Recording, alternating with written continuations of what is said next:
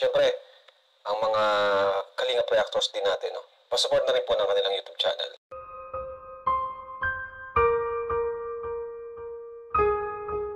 Pamilya ni VNC, ginulat ni Kalingap Rab. Ano kaya ang surpresa ni Rab na sobrang kinatutuwa nila VNC? Yan ang ating alamin at pag-usapan. Magandang mapagpalang araw o gabi po sa inyong lahat. Marami po talagang salamat sa patuloy na suporta at tiwala sa panonood ng aking mga react videos. Salamat po talaga sa bumubuo ng programa ng Kalingap na sina Kuya Val Santos Matubang, Ate Edna, at Kalingap Rab, pati na rin po sa idol ko na si Kalingap Papa Dan.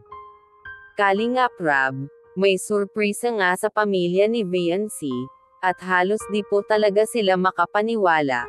Ito po yung konting video, panoorin nyo po. At kaya rin kayo pumunta din dito kasi may good news kami sa inyo. Ano? So, tawagin mo si Papa at Mama mo. Dr. Lab, may good news tayo sa kanila. Alam mo na yun, di ba? Sabihin natin mamaya. Ayan, so Nay, napupunta rin kami dito kasi may isang taong tumulong and may sorpresa kami sa inyo. Ano po? So, habang nagtitimpla si Beyonce, sabihin na natin yung sorpresa kay na Ayan, kasi ang sorpresa po natin ay mula po kay Ninang Erica Alpon. Kasi ayan, nagsagot po siya ng pambili nila ng lupa. Grabe po talaga ang pasasalamat ng pamilya ni VNC kay Kalingap Rab, kasi magkakaroon na sila ng kanilang sariling bahay. Sobrang saya nga po talaga nila, kasi safe na sila at di na basta mapapasok ang kanilang bahay ng masamang tao. Alam naman po natin na sobrang ganda at matitibay ang pabahay ng Kalingap.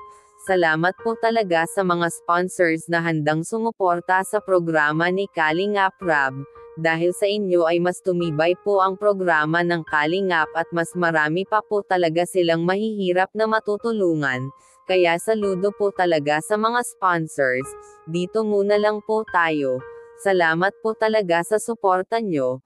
Sana po ay mag-subscribe kayo, para ma-notify kayo sa panibagong react video na mai-upload ko.